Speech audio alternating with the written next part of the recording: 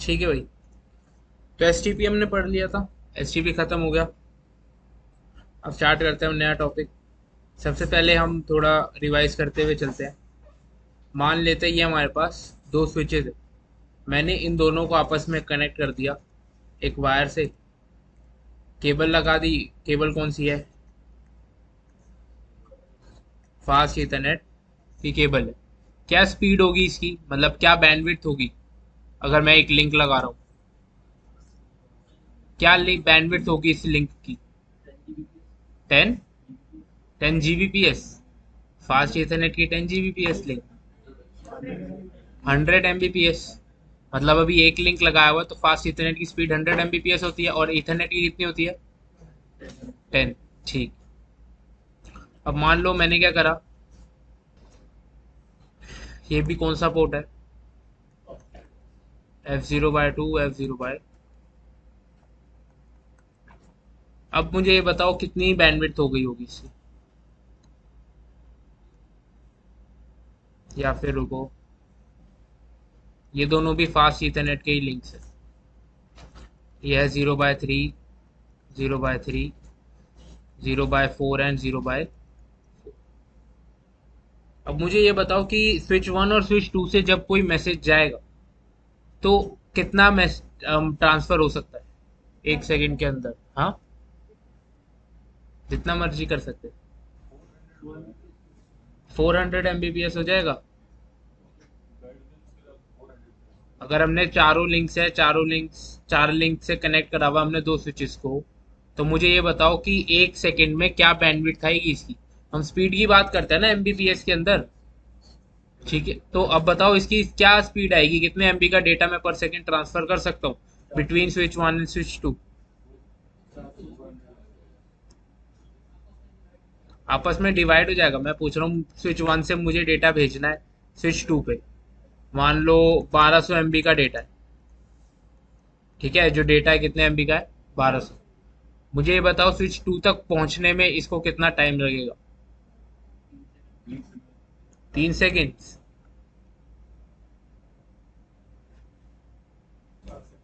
4 second? 12 second? कौन बोल रहा है 12? 12 सेकेंड कौन बोल रहा है भाई? क्यों? स्पीड 100 Mbps है पर चार लिंक तो लगाए हुए। अच्छा, आप कह रहे हो कि 100 है तो सबकी 25-25 MB हो जाएगी।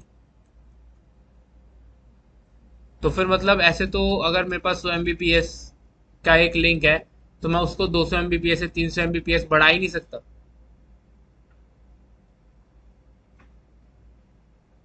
यार अगर आपके पास मान लो कि एक टैंक है, ठीक है, उसमें आपने एक पाइप लगाया और नीचे एक बकेट लगा दी। उस पाइप में से पानी फ्लो कर रहा है बकेट के अंदर और वो भरने में टाइम ले रहा है। उसी के साथ आपने क्या करा, आपने एक और पाइप लगा दिया। अब पानी इस नीचे वाले पाइप से भी जा रहा है और ऊपर वाले पाइप से भी जा रहा है, तो बाल्टी जल्दी भरेगी, है ना, और पानी यहाँ से जल्दी खाली होगा। तो वही लॉजिक इधर है। ऐसे कैसे आप बोल रहे हो कि अगर दो पाइप लगा दिए तो क्या अब आधा पानी ऊपर से जाएगा आधा नीचे से? ऐसा थोड़ी होगा। आंसर सही है, 12 सेकंड लगेगी, पर कैसे? लॉजिक सही नहीं आपका। हाँ। हाँ तो वो आपकी क्योंकि एक ही लिंक आ रही होती है ना, 100 Mbps प्लस 100 Mbps की रिस्ट्रिक्शन नहीं होती। उन्होंने पीछे से आपको वो कर रखा होता है, लिमिट कर रखा होता है कि मैक्सिमम 100 MB ही यूटिलाइज कर सकते हो। आप उनको क्या करोगे, अगर आपको मान लो 100 MB की जगह अब आपको 500 MB चाहिए, तो आप क्या करते हो, कोई कॉल, एक कॉल करते हो बस। अब वो आपने कॉल करी कि मुझे अपना डेटा प्लान बढ़ाना है, तो वो क्या नई तारे थोड़ी लेकर आते हैं आपके पास तक कि हम आपकी नई वायर चेंज कर रहे हैं। वो क्या करते हैं, बस पीछे से आपकी जो लिमिट 100 की करीबी होती है उसको बढ़ा देते हैं।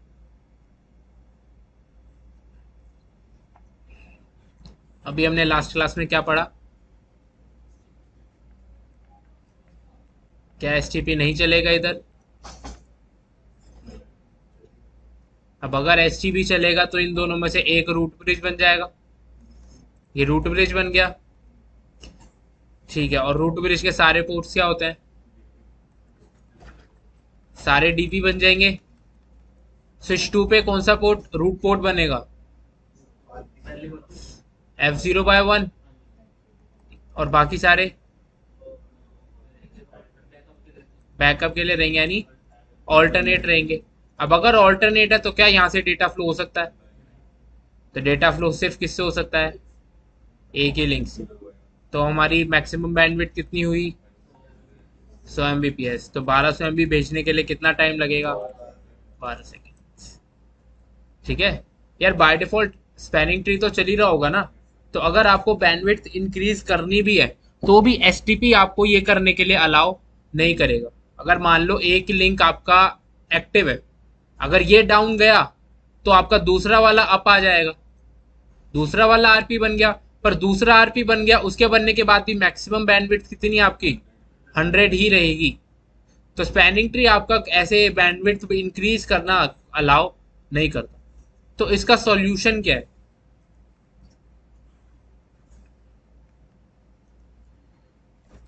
इसका सॉल्यूशन है हमारे पास ईथर चैनल। अब ईथर चैनल क्या होता है, हम करेंगे क्या, हम क्या करेंगे, हम इन पोर्ट्स को क्या कर देंगे, दोनों तरफ से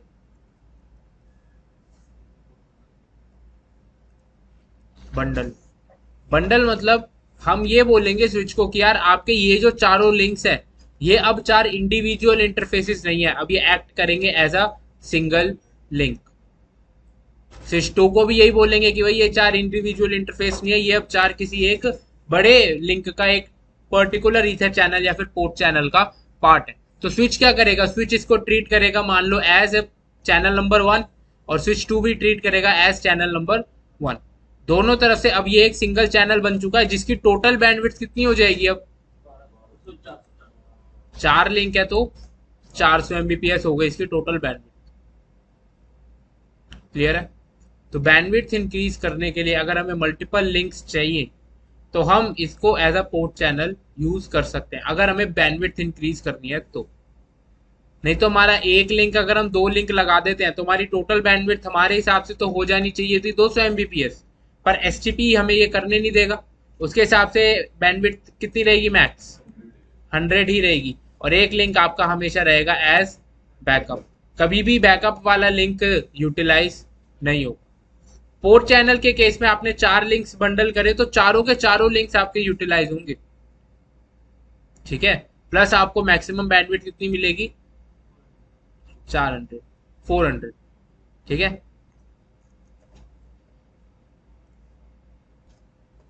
ठीक है।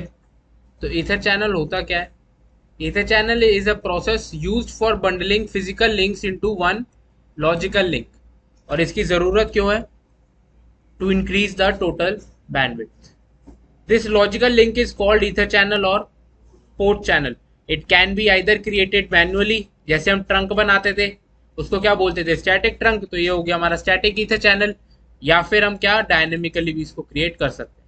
ट्रंक भी तो हम दो तरीके से बनाते थे, या तो हम मैनुअल ट्रंक बनाते static trunk, switch port mode trunk करते तो वो स्टैटिक ट्रंक हो जाती थी। या फिर हम डायनेमिक ट्रंक बनाते थे, एक तरफ डायनेमिक डिजायरेबल कर दिया, एक तरफ डायनेमिक ऑटो, तो वो भी नेगोशिएट करके ट्रंक बना लेते थे। ठीक है। तो इथे चैनल बनाने के भी ऐसे ही दो तरीके। अब आगे चलते हैं। What are the requirements ether channel बनाने के लिए, क्या क्या रिक्वायरमेंट्स है हमारे पास? पहला है duplex. Duplex should be same, half और फुल। या तो हाफ है तो सब पे हाफ होना चाहिए, फुल है तो सब पे फुल होना चाहिए। लिंक स्पीड होनी चाहिए सेम। ठीक है। फास्ट इथरनेट है तो फास्ट इथरनेट ही यूज कर सकते हो, इथरनेट है तो इथरनेट ही यूज करो। दूसरा है switch port mode. Switch port mode मतलब सेम होना चाहिए। अगर आपने एक्सेस कॉन्फ़िगर करा हुआ है तो access port should be in the same VLAN. ऐसा नहीं है कि आपने एक तरफ वीलैन 10 करा हुआ है और एक तरफ वीलैन 20, तो वो कभी भी ईथर चैनल में नहीं आएंगे। एक्सेस है तो सेम वीलैन रहना चाहिए या फिर ट्रंक होना चाहिए। ठीक है। अब आपको मैं दिखा देता हूँ यहाँ पे स्विच।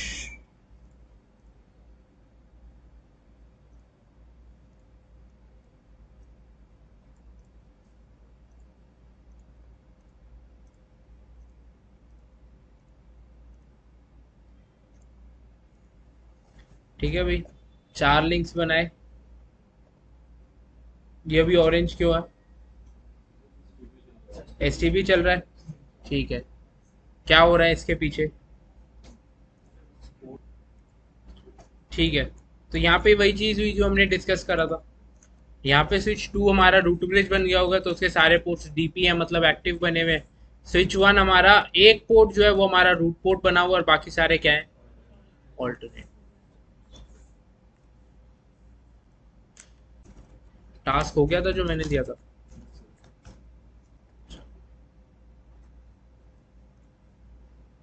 एक पोर्ट हमारा रूट पोर्ट है, बाकी सारे क्या है? ऑल्टरनेट। अभी देखो स्पैनिंग ट्री जो है वो हर इंटरफेस पर अलग अलग चल रहा है। ठीक है,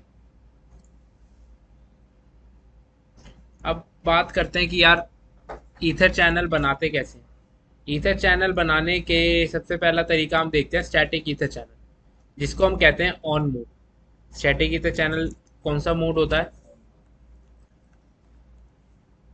ठीक है, जैसे हम स्विच पोर्ट मोड ट्रंक करते थे, तो कुछ उसी तरीके से सबसे पहले हम क्या करते हैं, हम पोर्ट चैनल क्रिएट कर लेते हैं। और पोर्ट चैनल क्रिएट करने से पहले आप क्या करोगे, इंटरफेस रेंज जो भी इंटरफेसेस आपको सिलेक्ट करने हैं उन सबको क्या कर दोगे? शट। क्योंकि ईथर चैनल बनाते हुए कोई मिसकंफिग्रेशन ना हो। ठीक है, पहले आप पोर्ट शट करोगे, उन सबको बंडल करोगे एक साथ, और फिर एक साथ मूव शट कर देंगे। क्लियर है? एग्जिट करते हैं। सबसे पहले बनाते हैं एक interface port channel. Interface port channel का नंबर 1। पोर्ट चैनल का नंबर आप कुछ भी दे सकते हो, जैसे आपके इंटरफेसेस के नंबर होते हैं वैसे ही आप पोर्ट चैनल का नंबर दे सकते हो। मैंने दे दिया पोर्ट चैनल नंबर 1। ठीक है, एग्जिट करा। अब जाते हैं कौन कौन से इंटरफेसेस सेलेक्ट करने हैं। इंटरफेस रेंज F0/1 से 4। चैनल ग्रुप, कौन से ग्रुप में रखना है हमें, कौन से पोर्ट चैनल में रखना है? 1 में। 1। मोड, मोड रखना है हमें ऑन, क्योंकि हम स्टैटिक बनाना चाह रहे हैं। चैनल ग्रुप, ग्रुप का नंबर है मतलब पोर्ट चैनल नंबर 1। मोड क्या रखना है हमें? ऑन। एंटर, खत्म। Do show IP interface.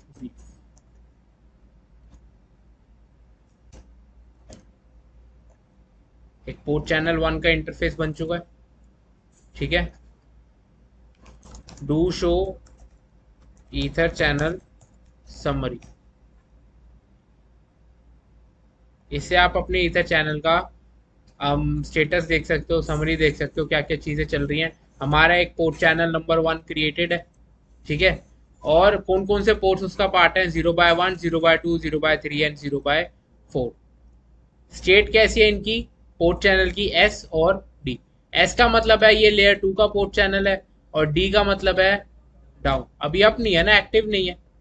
और हमारे पोर्ट्स भी कैसे हैं? अभी down.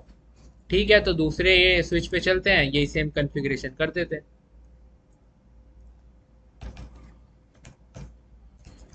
कॉन्फ्टी interface port channel number 1। Exit. Interface range F0/1 से 4।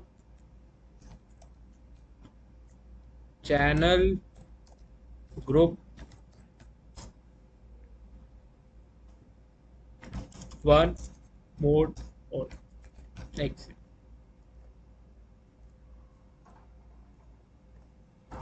अब यहां से मैंने जो इंटरफेसेस सिलेक्ट करे थे उनको क्या कर देते हैं हम?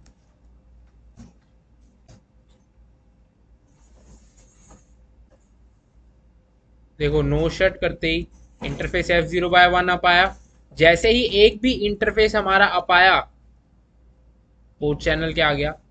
अब अब अगर मैं फिर से समरी देखूं इसकी, एस और डी से क्या हो चुका है? एस और यू। यू मतलब इन यूज। ठीक है, पीछे देखो, फिर से एसटीपी इलेक्शन चल रहा है। एसटीपी इलेक्शन हो रहा है। ठीक है, फॉरवर्ड करते हैं थोड़ा सा टाइम। हो गए चारों लिंक्स। अब चारों लिंक्स यूज हो रहे हैं। चेक करते हैं, डू शो स्पैनिंग ट्री। अब स्पैनिंग ट्री देखो क्या चारों इंटरफेसेस पे अलग अलग चल रहा है? नहीं, अब किस पे चल रहा है स्पैनिंग ट्री? पोर्ट चैनल पे। और पोर्ट चैनल हमारा क्या बना हुआ है? Root port. मतलब अब हमने क्या, अब स्विच क्या कर रहा है? स्विच प्रिटेंड कर रहा है कि यार रादर देन चार अलग अलग इंटरफेसेस, ये चारों क्या है? एक सिंगल इंटरफेसेस जिसका नंबर है पोर्ट चैनल नंबर 1। इंटरफेस का नाम है पोर्ट चैनल नंबर 1। ठीक है, हमने चारों इंटरफेसेस को बंडल कर दिया एक सिंगल इंटरफेस में। अब इससे होगा क्या? अब हमारा डेटा जो जाएगा वो सारे इंटरफेसेस से जा सकता है एक बारी में, सारे इंटरफेसेस से जा सकता है। प्लस यहाँ पे देखो, जैसे एसटीपी काम कर रहा था, एसटीपी क्या काम कर रहा था? मैक्सिमम एक ही लिंक अप होगा, और अगर एक लिंक डाउन जाता है तो जो बैकअप अवेलेबल है वो हमारा अप आ जाएगा। इतनी ही बात थी। पोर्ट चैनल के अंदर भी यही सब होता है। इंटरफेस F0/1 को मैंने कर दिया शट, एक इंटरफेस डाउन हुआ है, पर क्या उससे हमारे ईथर चैनल को कोई फर्क पड़ेगा? Ether channel summary, ether channel is still up and in use. इसमें देखो F0/1 डाउन है, पर F0/2 है पी मतलब पोर्ट चैनल का पार्ट, ये रहा इन पोर्ट चैनल। मतलब एक लिंक डाउन हुआ है ना, बाकी तीन अवेलेबल हैं, तो बाकी तीनों से हमारा ट्रैफिक जाएगा। पोर्ट चैनल कब तक अप रहेगा? जब तक एक भी इंटरफेस उसका अप है। F0/2 को हमने कर दिया मान लो फिर shut, interface F0/3 shut, do show ether channel summary. Port channel अभी भी अप है, तीन इंटरफेसेस डाउन है और एक इंटरफेस हमारा एक्टिव है। तो एक इंटरफेस एक्टिव होने के लिए की वजह से भी पोर्ट चैनल हमारा क्या है? अप। जैसे ही मैं इसको भी डाउन कर देता हूं, इंटरफेस F0/4 को मैंने कर दिया शट, तो पोर्ट चैनल यहां पर डाउन हो जाना चाहिए था, क्योंकि कोई भी लिंक एक्टिव नहीं है। कोई बात नहीं, सबको अप कर देते हैं।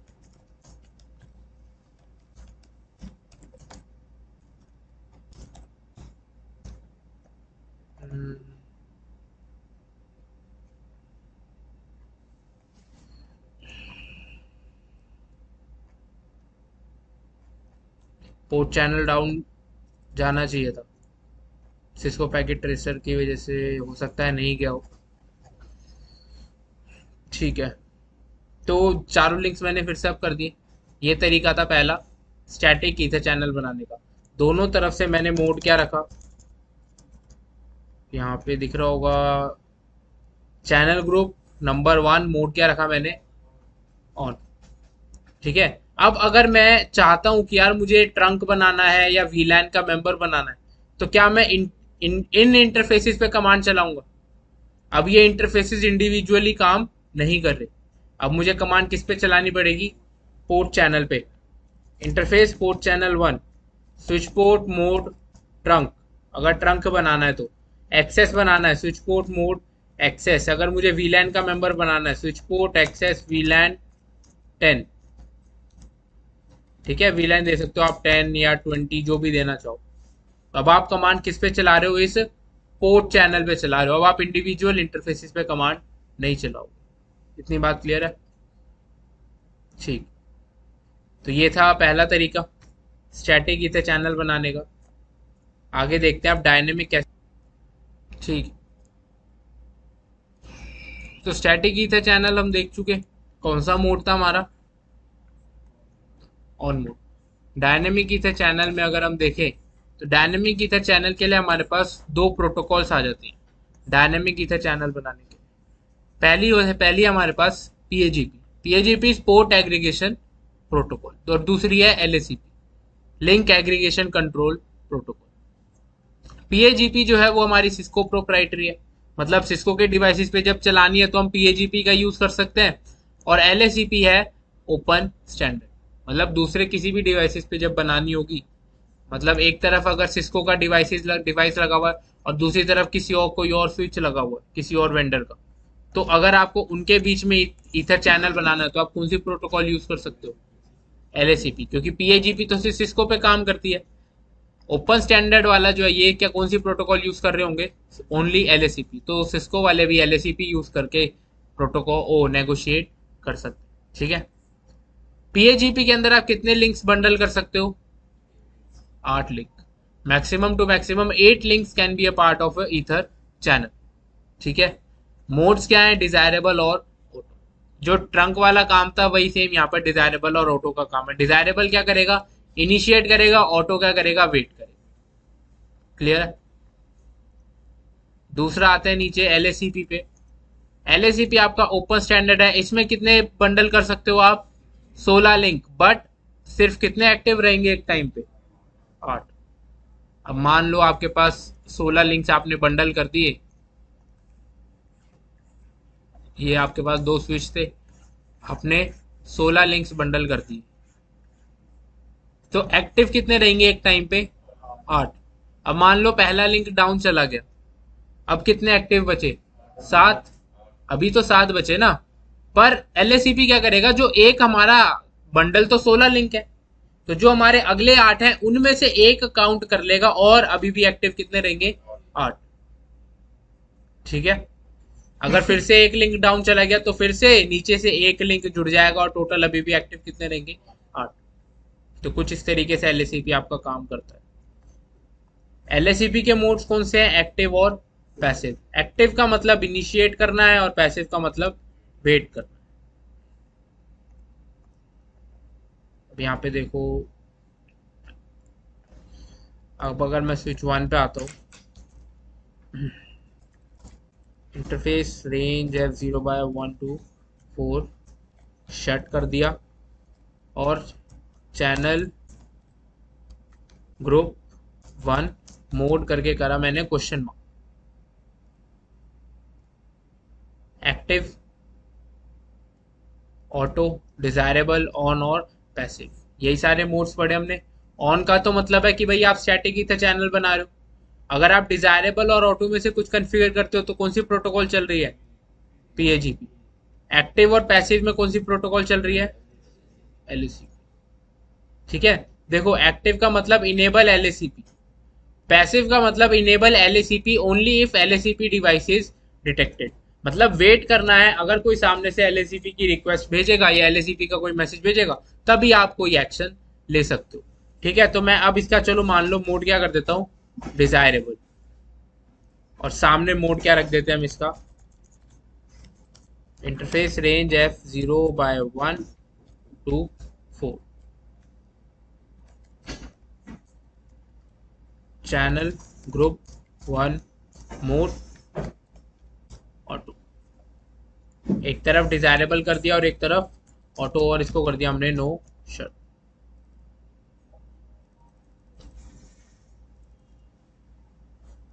इसे चैनल नहीं बना। Port state to down,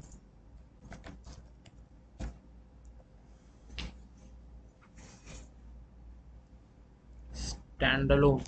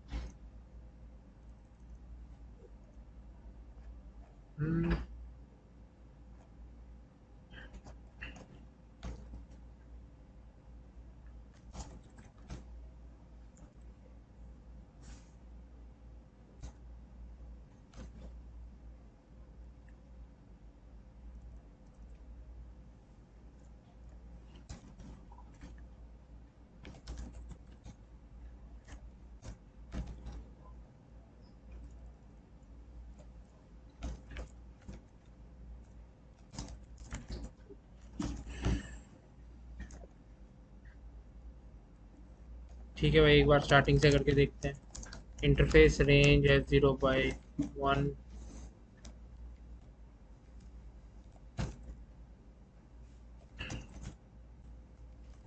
channel group 1 mode desirable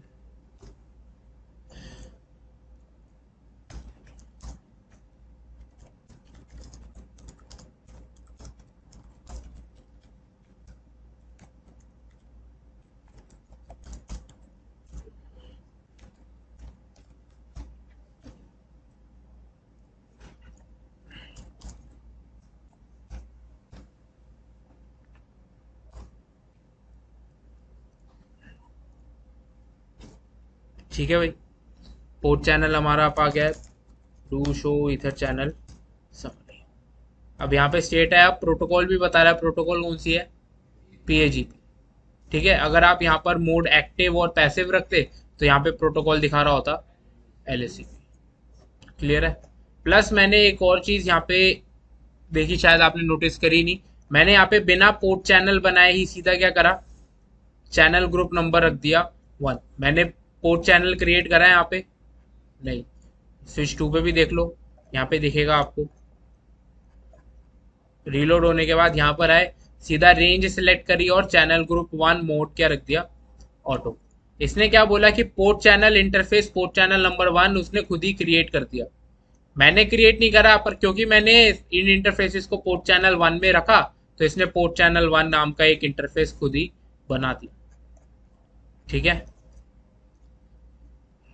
बस यही था आपका ईथर चैनल। दूसरी स्विच पे ऑटो वाली भी कमांड चलानी पड़ती कौन है, से? डिजायर वाले केस में जो है एक पे डिजायरेबल चला रही है तो ऑटोमेटिक बन जाता है।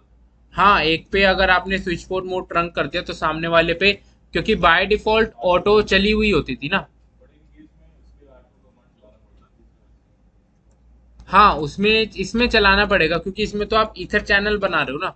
दूसरे वाले स्विच पे कैसे पता लगेगा? अब मान लो इसमें क्या होता है, इसमें अगर यहाँ से आपने हम इनको बंडल कर दिया और यहाँ से आपने बंडल कितने को करा, सिर्फ 3 को, तो ये पूरा का पूरा जो पोर्ट चैनल होगा, ये वाले इंटरफेसेस जो होंगे, ये किस स्टेट में चले जाते हैं,